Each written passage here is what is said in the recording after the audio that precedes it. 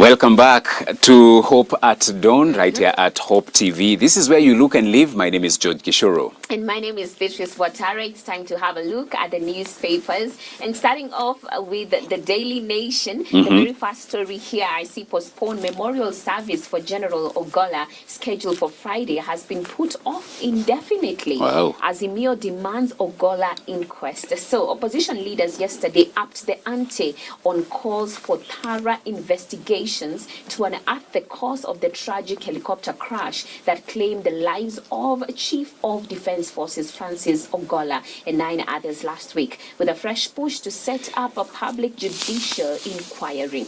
This is a story on pages 4 and 5, and due to that demand, now we have the burial being put off indefinitely. Memorial. Yes, or the memorial, sorry, not the burial, but the memorial being put off indefinitely to await investigations to be done. And I also see here underwater, Kenyans in agony amid heavy flood. Felix Kavi had to wade through knee-high water to reach the gate. He resides in 360 Degrees Estate in Syokimau, Machakos County, that has been submerged in water and is among scores of families in the estate who have been affected for the last 3 days. It is really unfortunate, and these floods are just exposing how poor our drainage is, our drainage system. Even on a road like Thika Road, you don't expect there to be such big trouble on the road when it comes to flooding and all that. But you know, our driver this day, Anaitwa Justo, was telling us that yani ni barabara Thika Road, mahali tu kuko smart, barabara tu poa tamat, but then they were literally submerged in the water, and it's really unfortunate. Yeah, the same thing is affecting so many roads, even within the CBD. Within the CBD. Even upper GPO, when it rains, it pours, of course, and submerged. The roundabout, of course, becomes a mess. But yeah, it's the levels of unpreparedness. Oh yes. On our side. Oh yes, and we need to really wake up to that call. And I also see here cabinet rules out increased salaries for intern doctors. This is on the back page, and this is quite unfortunate. The row has been going on, and state has issued an ultimatum as talks with doctors now have collapsed. And still on the top page, I see here Chebukati fails to make cut in hiring of appellate judges, and anasema former IBC chairman Wafula Chebukati's bid to join the judiciary as an appeal judge has hit a dead end after missing out on the Judicial Service Commission shortlist released yesterday. That is on page 8.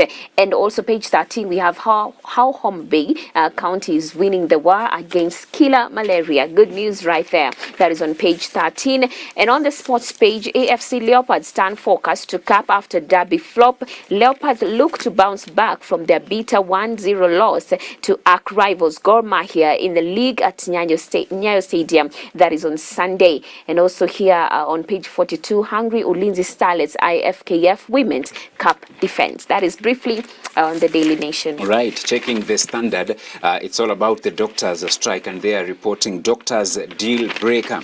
Now, a disagreement over what medical interns should be paid sank a return to work formula negotiated by striking doctors and the government, with authorities saying they have agreed on all but one of 19 demands by health practitioners, extending Kenyans' suffering. It's on page 4 and 5. Felix Kosgei, the head of public service, says the doctors' unions' new demand is an all or nothing out of court settlement. The continued stand will continue to deny millions of Kenyans life-saving treatment. I also see the Health Cabinet Secretary Susan Nahumicha saying, following refusal to call off the strike, we have instructed council to go to court and file the status report as to what we had agreed on as a return to work formula. We also have Davji Atela. He's the KMPDU Secretary General, and he said, dear government, the doctors are saying that since you have publicly said that you have conceded to 18 of our 19 demands, kindly take back the 18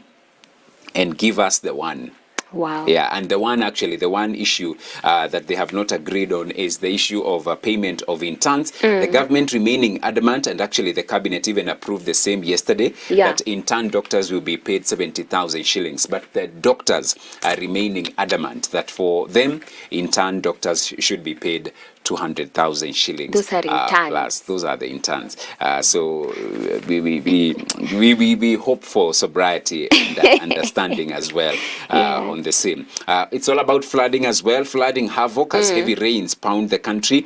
Kenya's unpreparedness in the face of heavy rains pounding various parts of the country has been exposed, with raging flood water submerging houses, cutting off roads and damaging millions worth of property. And there's a picture of a house submerged in Mobina Estate in Joska as heavy rains continue to wreak havoc across many parts of the country yesterday. And the story you highlighted, Azimio wants independent Ogola inquiry. Azimio leaders demanding both a parliamentary inquiry and a judicial inquest into the helicopter crash that killed General Francis Ogola and 9 others. Read that on page 6. Rot at City Hall, you are a letdown. UDA MPs warn Sakaja. I saw something yesterday.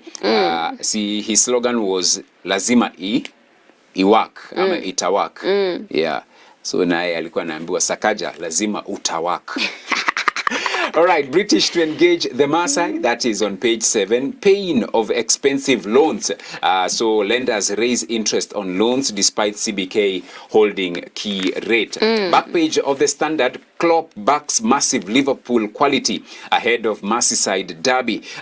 Today we have 4 matches. Wolves will be taking on Bournemouth. Crystal Palace welcoming Newcastle United. Everton will be entertaining Liverpool in the Merseyside derby. And then limping Man United will be at home to Sheffield United. Last night, where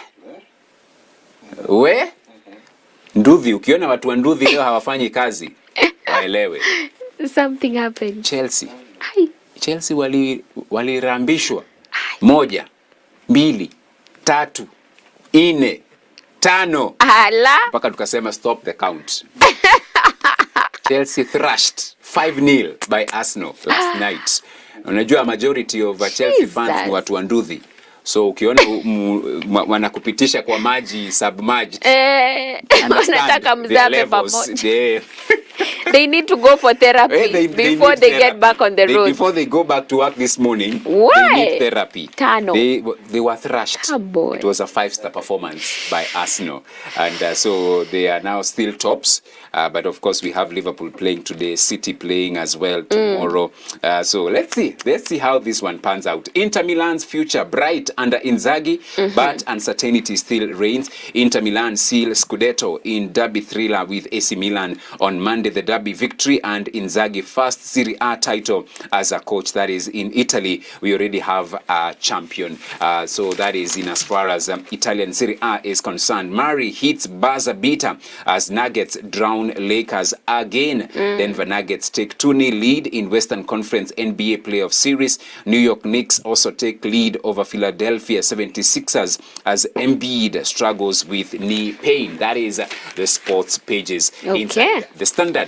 All right, and that's it for the Daily Nation, the Standard as well. I think one of the prayer items is for Chelsea fans. Yeah, Chelsea fans, and especially because of the core duty that they have. They play a critical role in this economy.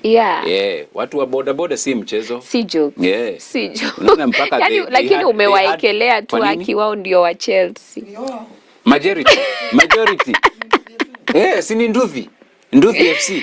Me, I didn't know. You did? You're the ones telling Now me. you're learning something new thanks to also Prince. Prince can confirm. Karibu waingie set. Karibu waingie tuambie ni kweli. Watu wa Nduthi ni hao. Wow. Is it a Nduthi thing? I don't know. Yeah. But also favored Frank. Yeah. Pale Activate. Yes. I entered the studio in the morning. A somber mood engulfed that studio. Unajua yeye ndio amezoea kusema watu wamepigwa kama brukenge. Sasa yeye. So namwambia make sure you touch on that, anasema leo ni siku ya ibada. But I hope Sharon has given him a taste of his own medicine. Yeah. Oh my God. Hey, Jamani. Hey, these sports things. No problem. No problem. It is well. It is well. It is well. So we check out now the video of the day today. Oh, it's a beautiful one. And then we'll come back, talk about it, and then usher in today's conversation. Do stay with us.